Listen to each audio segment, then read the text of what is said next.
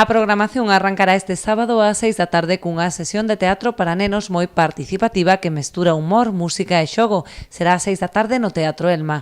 O domingo proxectarase o filme O que arde, que vén de ser galardoado con 2 premios Goya. Creo que era moi importante traela ao noso concello, xa que é unha película galega, aparte de todos os premios que ten e as nominacións que tuvo e que levou 2 Goya. Aparte diso, o tema a tratar creo que é moi interesante, creo que é unha película que ninguén debería deixar de ver e teñen a posibilidade de vela de balde.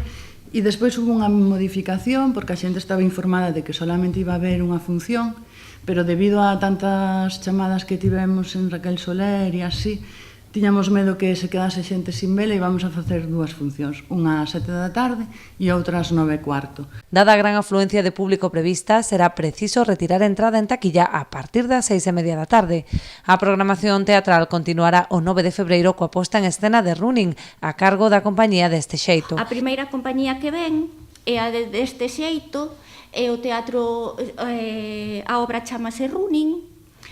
É unha parella, eu creo que moita, bueno, aínda que nós temos un público moi variado, a xuventude e as parellas jóvenes van se sentir moi identificados porque é o estrés de cada día. Pechará o ciclo teatral Mala Sombra coa representación de Cobón. Estas 2 funcións terán lugar tamén ás 7 da tarde no Cine Elma.